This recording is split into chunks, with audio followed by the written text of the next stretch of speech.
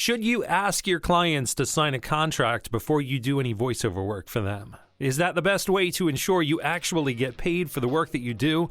I'm going to tell you what I do when it comes to agreements, coming up on this episode of the podcast. Welcome back to the Voice Acting 101 podcast. This is episode number 8. I'm Jason, here to answer your voiceover questions in the least amount of time as possible. Today's question comes from Peter.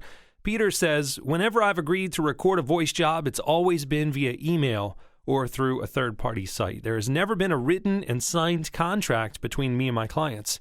Should there be an official contract, no matter where the client is, how small the job is, or how fast the client needs it? If my client refuses to pay me, does a contract have the international clout to get me paid?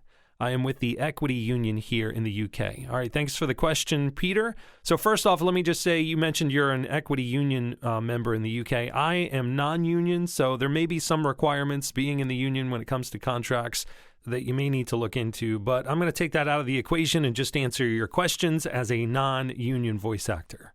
So the first thing I'll say is the only time I use a contract is if the client provides one for me. Some clients have legal departments that require them, and I've got a few clients that I work with on a monthly basis. They send me so much work on a monthly basis, so we have a yearly contract together. But that's something that they've sent me. They've drafted it up and sent it to me. I haven't sent it to them. And the reason that I don't write contracts and have my clients sign contracts before I work with them, well, I've got a few reasons. But first, I believe most clients plan to pay. I believe they want to pay, and I believe that they will pay, right? I think that's kind of the big selling point of having a contract. You think that you're going to definitely get the payment, but I think I've come to realize that having a contract doesn't guarantee that you're going to get the payment. It just means that you can take that person to court and probably get paid, but then you're going to have legal fees in the process, and you're going to have a lawyer and then go to court, and it's just going to be a lot of work to get that payment. It doesn't even guarantee the payment just because you have the contract.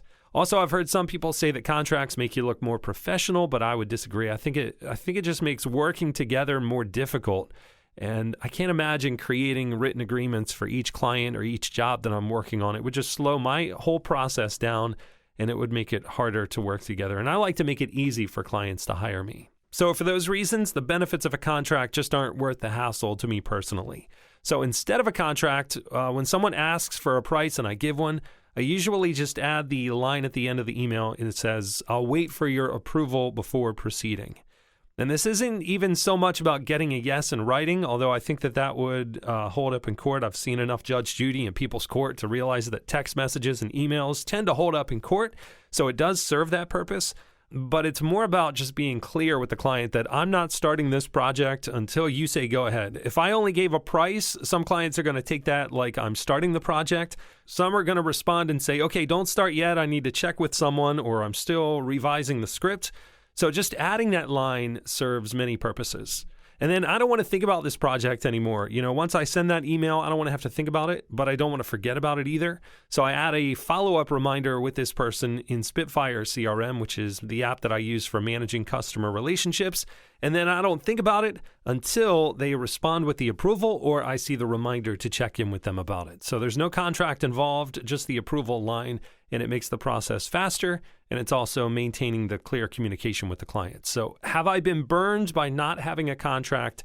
Sure. If I had to put a number to it, I would probably say in the over 20 years I've been doing it, maybe $2,000 of unpaid accounts. But I believe I would have lost more business and income by asking every client to sign a contract, right? Some wouldn't do it, and others wouldn't want to work with me again, so I'd be losing the repeat business, and it would all be because I'm requesting them or requiring them to complete a contract just to work with me.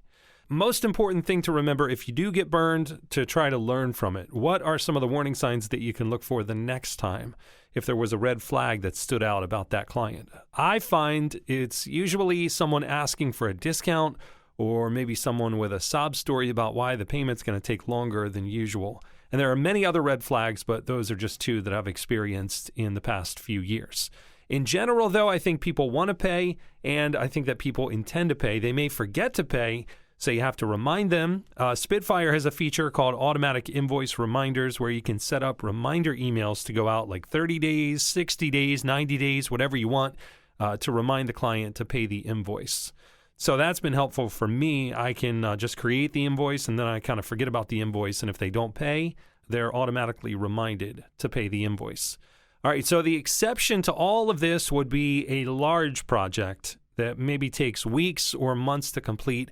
If that's the case, then maybe I'd consider a contract. And that's because the risk of not being paid for those weeks and months of work is just too great, and then that contract starts to make more sense.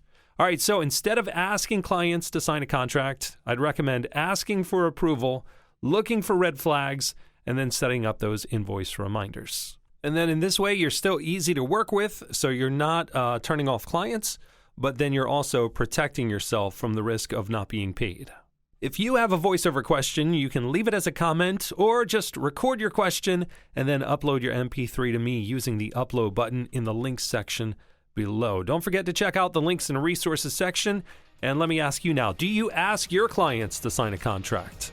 Let me know in the comments below. Thanks for listening. Have a great week. Hey, thanks for checking out this episode of the podcast. If you want to see another video, there's one waiting for you right here, or you can subscribe to the YouTube channel down in the corner.